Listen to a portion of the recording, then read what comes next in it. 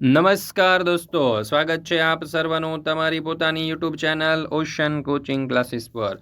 મિત્રો, આજે આપણે ધોરણ 10ની ગણિત વિષયની જે એકમ કસોટી લેવાની છે સપ્ટેમ્બર 2025માં, તે ગણિત વિષયની એકમ કસોટીનું જે મોસ્ટ આઈએમપી પ્રશ્નપત્ર છે, જે મોડલ પ્રશ્નપત્ર છે, તેનું સચોટ અને સંપૂર્ણ સોલ્યુશન આપણે આ વિડીયોની અંદર જોવાના છે.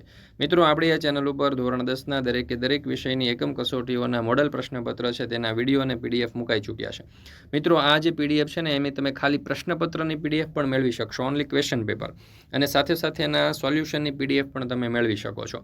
હવે આ જે પ્રશ્નપત્ર છે એ પરીક્ષા લેવા માટે ઉપયોગી થશે અને સોલ્યુશન જે છે પરીક્ષાની તૈયારી માટે ઉપયોગી થશે.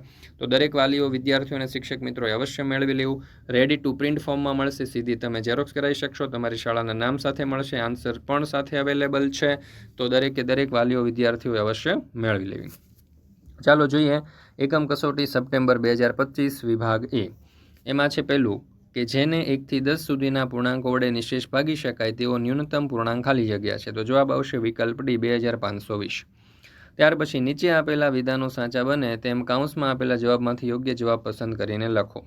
ચાલો, તો 5, 8 અને 13 - 8ને જોડતા રેખાખંડ 3:1 ગુણોત્તરમાં વિભાજન કરતું બિંદુ ખાલી જગ્યા ચરણમાં હોય તો જવાબ આવશે ચતુર્થ.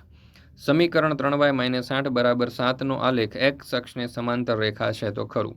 નીચેના પ્રશ્નોના એક વાક્ય કે શબ્દમાં જવાબ આપો. જો k - 3, k + 7, 2k + 7 એ કોઈ સમાંતર શ્રેણીના ક્રમિક પદો હોય તો k ની કિંમત શોધો. તો જવાબ આવશે 10. ત્યાર પછી છે આગળ નીચેના યોગ્ય જોડકા જોડો. p of x બરાબર x² - 5x - 6. તો s બરાબર 5, p બરાબર 6. p of x બરાબર x² + 5x + 6. તો s બરાબર -5 અને p બરાબર 6. મિત્રો, ધોરણ 9 થી 12ની એકમ કસોટી જે છે તે આવી રહી છે, અને આ જે એકમ કસોટી છે તેની પ્રશ્ન બેંક અને તેના સોલ્યુશન, એટલે કે પ્રશ્નપત્ર અને તેના સોલ્યુશન આપણી એપ્લિકેશન ઉપર ઉપલબ્ધ છે, આપણે યુટ્યુબ ચેનલ ઉપર ઉપલબ્ધ છે. વોટ્સઅપ પર મેળવવા માટે નંબર છે 7046 22 22 54.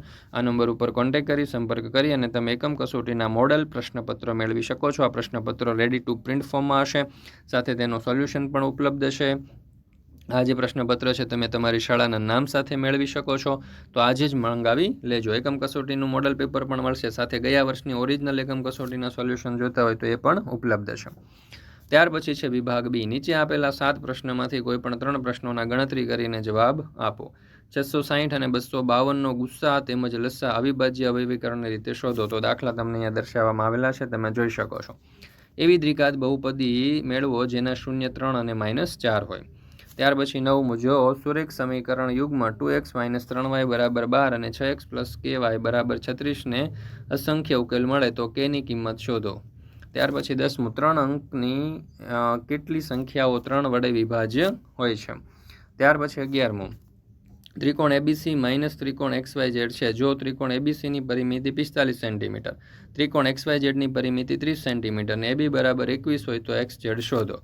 તો XZ બરાબર 14 સેન્ટીમીટર. ત્યાર પછી 14મું, A બરાબર 1, 2, B બરાબર 4, 5ને જોડતા રેખાખંડ બિંદુ P3B એ તરફથી 2:1ના ગુણોત્તરમાં વિભાજન કરે છે તો બીનું મૂલ્ય શોધો.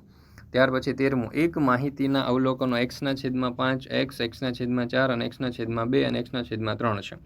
જ્યાં આ માહિતીનો મધ્યસ્થ 10 હોય તો x શોધો. તો અહીંયા જવાબ આવશે x બરાબર 30. ત્યાર પછી છે વિભાગ સી. નીચે આપેલા 6 પ્રશ્નોમાંથી કોઈ પણ 3 પ્રશ્નોના ગણતરી કરી અને જવાબ શોધો. પ્રત્યેકના 3 ગુણ. પહેલું, x + y બરાબર 5 અને 2x - 3y બરાબર 4. તો અહીંયા તમને જવાબ આપેલા છે, દાખલાઓ તમે જોઈ શકો છો. 5મું, બે સમાંતર શ્રેણીના સામાન્ય તફાવત સમાન છે. તેમાંના 100માં પદનો તફાવત 100 હોય તો 1000માં પદનો તફાવત કેટલો થાય? અહીંયા આપણને આપેલું છે. ત્યાર પછી 16મું, q બરાબર 0 અને 1, 5 - 3 અને r બરાબર x 6 થી સમાન અંતરે હોય તો xની કિંમત શોધો અને qr તથા pr શોધો.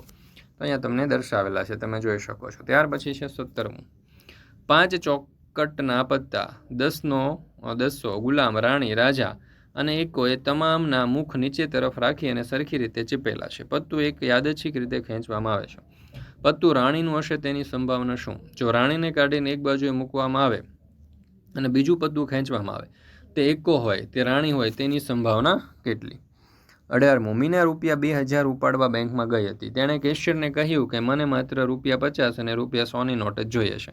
તો મીનાને કુલ 25 નોટ મળી, તો તેણે રૂપિયા 50 અને રૂપિયા 100ની પ્રત્યેક ની કેટલી નોટો મેળવી હશે.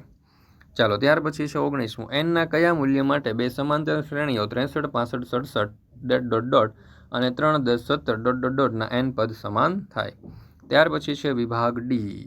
અહીંયા દરેક પ્રશ્નનો 4 ગુણ છે અને 2 પ્રશ્નો આપણને આપેલા છે.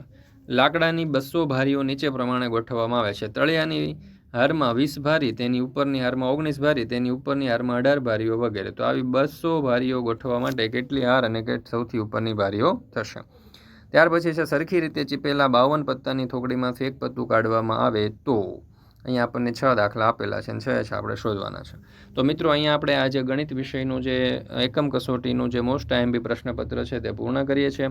ફરી મળીશું મિત્રો આપણે ધોરણ 9 થી લઈ અને 10, 11, 12ના જે એકમ કસોટીના મોસ્ટ આઈએમપી પ્રશ્નપત્રો છે એકમ કસોટીના તેને સચોટ અને સંપૂર્ણ સોલ્યુશન સાથે. વિડીયો પસંદ આવ્યો તો લાઇક કરવાનું, તમારા મિત્રો સાથે શેર કરવાનું અને આપણી આ ચેનલને સબસ્ક્રાઈબ કરવાનું ભૂલશો નહીં.